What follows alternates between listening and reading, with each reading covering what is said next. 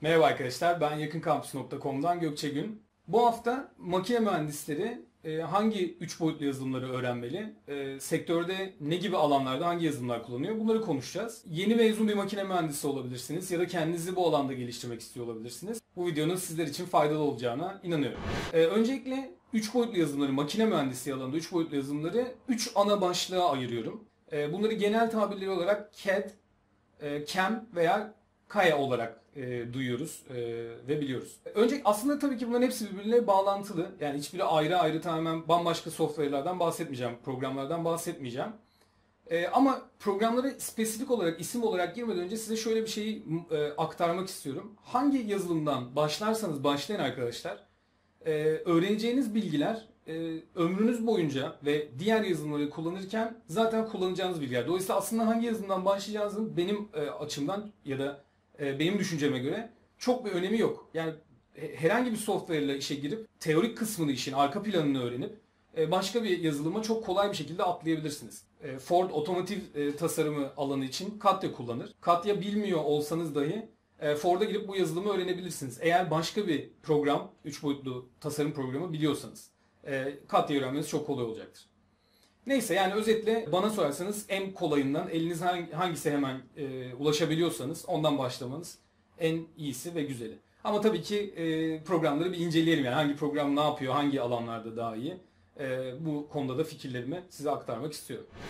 Birinci alan Computer Aided Design yani bilgisayar destekli modelleme diyelim. Tasarım aslında tam Türkçe'ye çevirdiğimizde ama ben bu başlığı modellemeyi anlatmak için aslında koydum ve söylüyorum, anlatıyorum. Bu alanda 4 tane ana programdan bahsedeceğim. Hatta aslında bana sorarsanız yine 2'ye indirgeyeceğim. Çünkü başlaması kolay olan programları ben size tavsiye edeceğim. Ama yine de sektörde adı bilinen 2 programı daha eklemek istiyorum. Birincisi SolidWorks, ikincisi Inventor, üçüncüsü CATIA, dördüncüsü de NX, son zamanlarda daha adını duyduğumuz 4 program. SolidWorks zaten çok eski ve bütün makine mühendislerinin bir şekilde duymuş olduğu, kulağına gelmiş olan bir programdır eminim.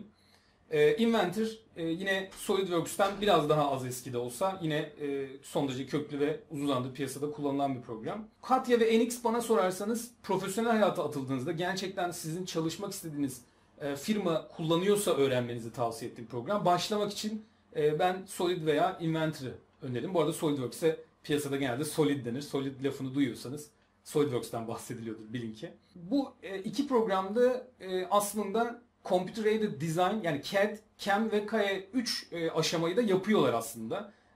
Bu arada bu başlıklardan kastım da dediğim gibi ilki modelleme, ikincisi yani CAM dediğim kısım imalat, bilgisayar destekli imalat. Yani çizdiğiniz modeli gerçekten takım yollarına oluşarak bir frezede veya tornada üretebileceğiniz hale getirmeye yarayan kısmı işin. Üçüncü kısımda bilgisayar destekli mühendislik yani tasarladığımız parçayı analiz etmemize yarayan. Analizle kastım şu mesela belli bir direnç altında bu parça dayanıyor mu? Ya da kaç yıl dayanıyor? Ya da mesela bir plastik enjeksiyon kalıbı tasarladınız. O akışkan plastiğin içindeki ısının dağılımı, donma sıraları gibi şeyleri analiz edebildiğimiz çılgın yani alanlar kısımlar. Üçüncü kısımda yani Computer Aided Engineering derken de bundan bahsediyorum. Dediğim gibi SolidWorks ve Inventor aslında bu üç alanı da bir şekilde bulaşan, kapsayan programlar. Göreceksiniz ki bunları öğrendikten sonra piyasaya girdiğinizde bu alanlarda çok daha profesyonel programlar var. Birazdan bahsedeceğim hepsinden. Ama en azından giriş olarak öğrenebileceğiniz programlar Solid ve Inventor. Bir kere öncelikle şunu aklımızda tutmalıyız. Makine mühendisi yani imalata yönelik bir modelleme yapacaksak, çizim yapacaksak NURB dediğimiz bir mantık kullanıyoruz biz. Non-Uniform Bezier Surface.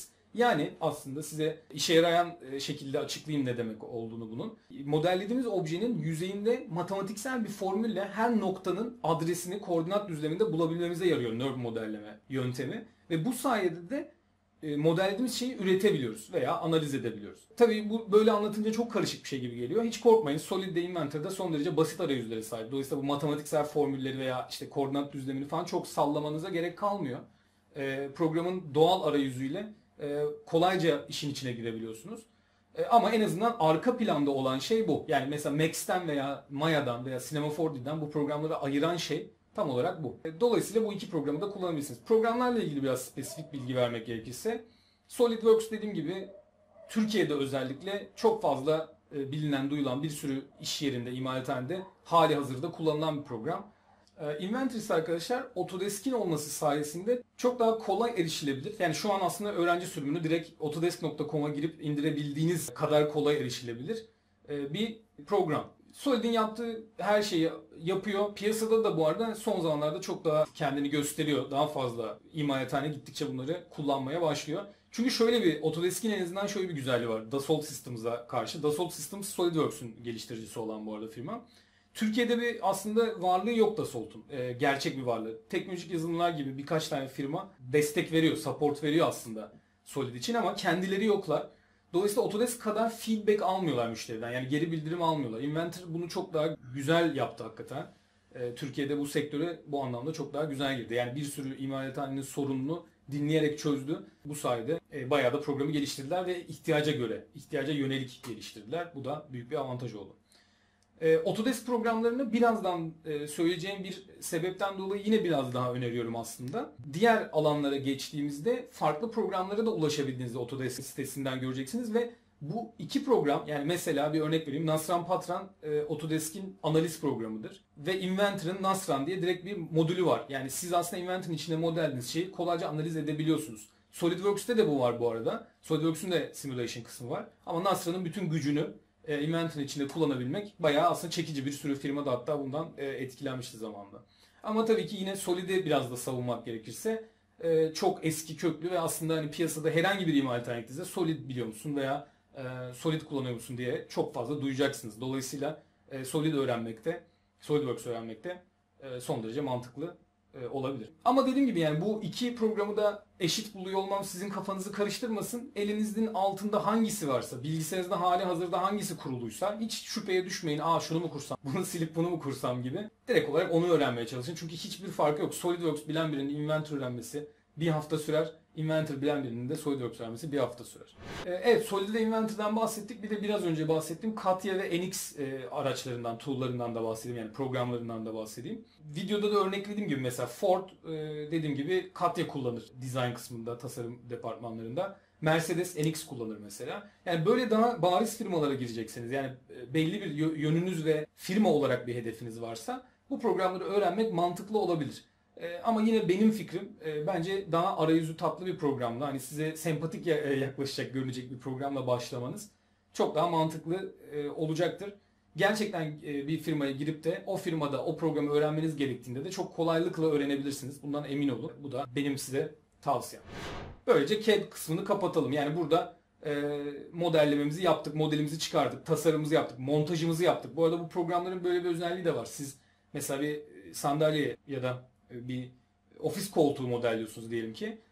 Parçaları ayrı ayrı modelledikten sonra bunları birbirine takıp gerçekten beraber nasıl çalışabildiğini dahi gözlemleyebiliyorsunuz bu programların içinde ki bu arada büyülü bir şey. Gerçekten çok hoşuma gidiyor. Çakışma analizleri yapabiliyorsunuz. Birbirine uymayan parçalar var mı bunları görebiliyorsunuz.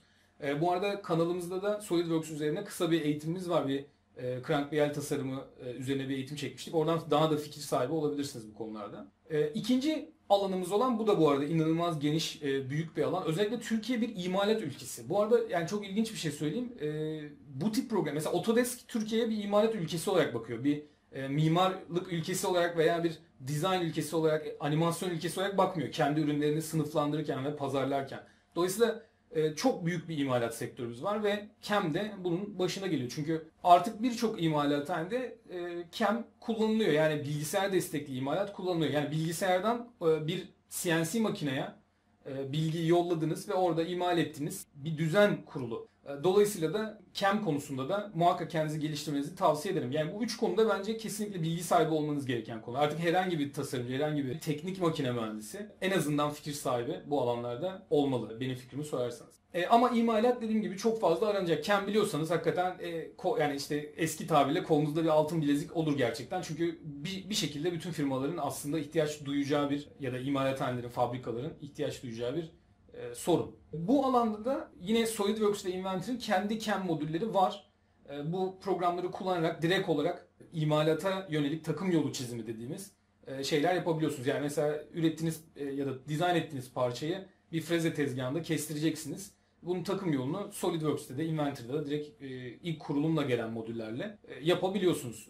Özellikle basitse. Komplikeleştikçe iş değişik, yani daha ileri pluginlerini alarak yine ihtiyaca yönelik şeyler yapılabiliyor.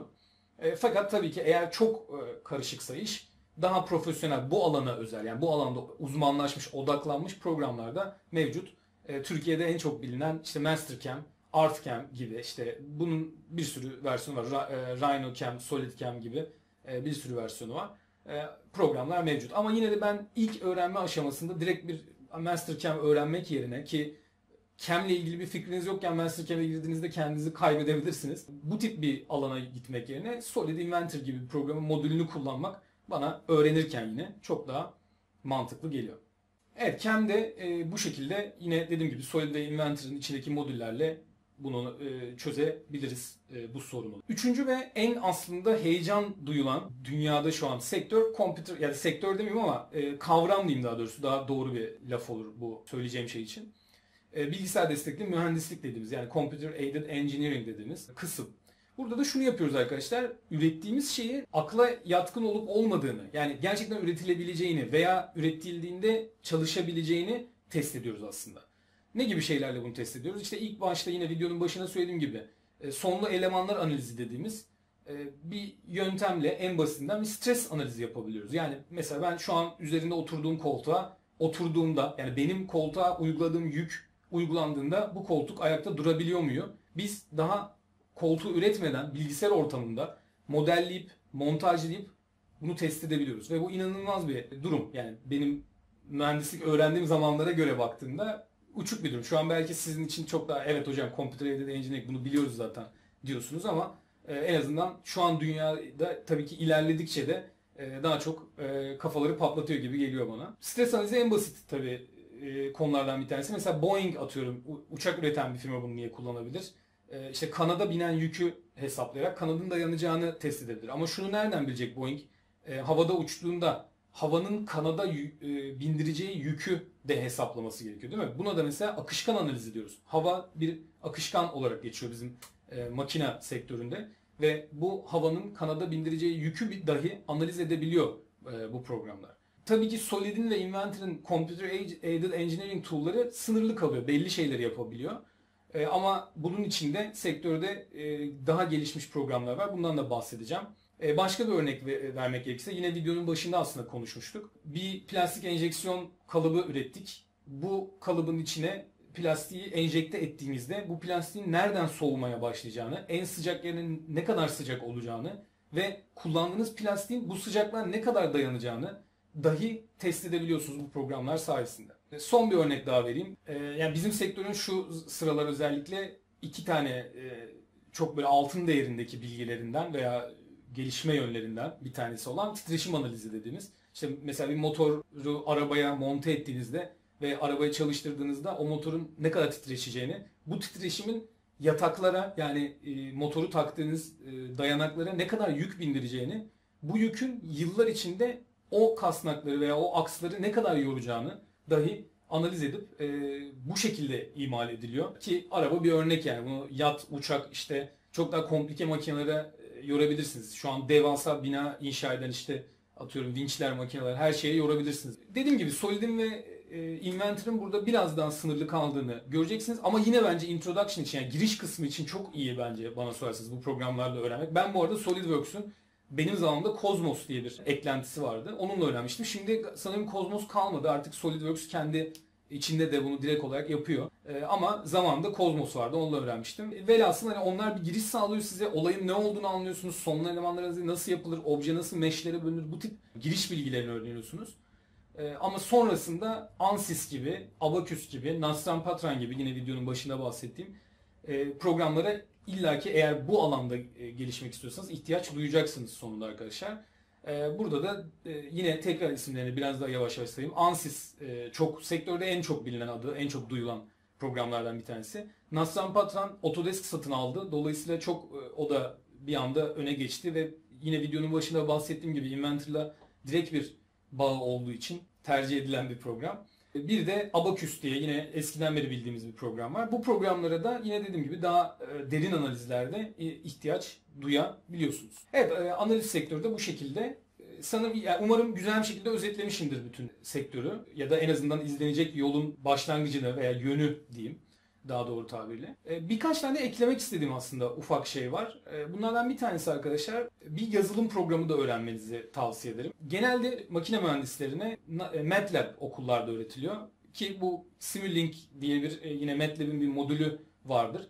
Bununla bir bağlantısı olduğu için çok tercih edilir.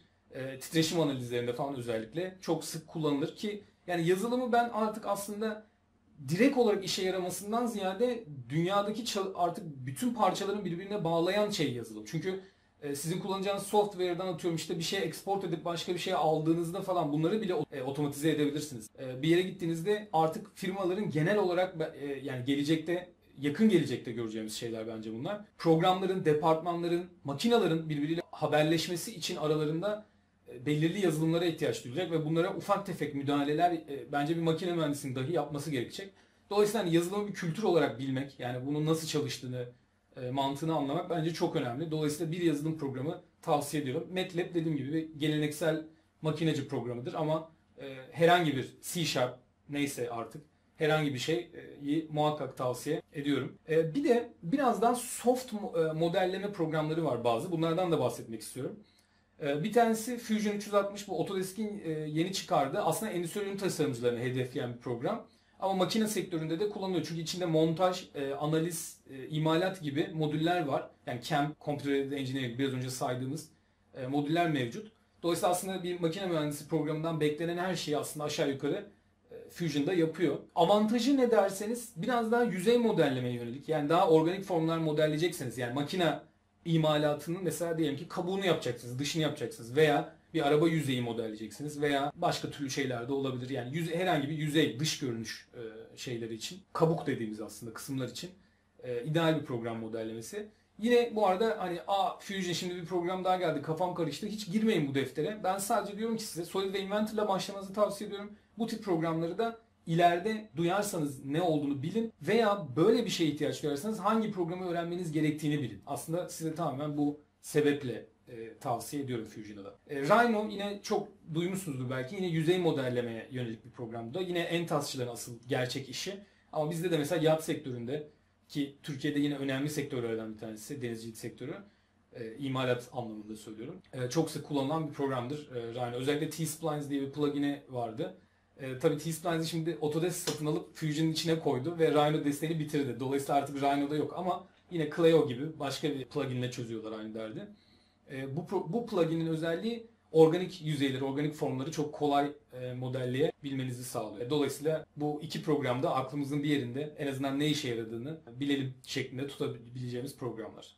Evet, bütün bilgilerimi sanırım bu konudaki aktardım. Teşekkür ediyorum dinlediğiniz için. Videomuzu faydalı bulduysanız like butonuna basarak lütfen videomuzu beğenin. Subscribe butonuyla kanalımıza yazılabilirsiniz. Subscribe butonunun yanındaki çana basarsanız da yeni videolarımızdan haberdar olmak için o şeyi açıyorsunuz, yani bildirimi açıyorsunuz. Ona da tıklarsanız yeni videolarımızdan kolayca haberdar olabilirsiniz. Teşekkürler. Bir sonraki derste görüşmek üzere.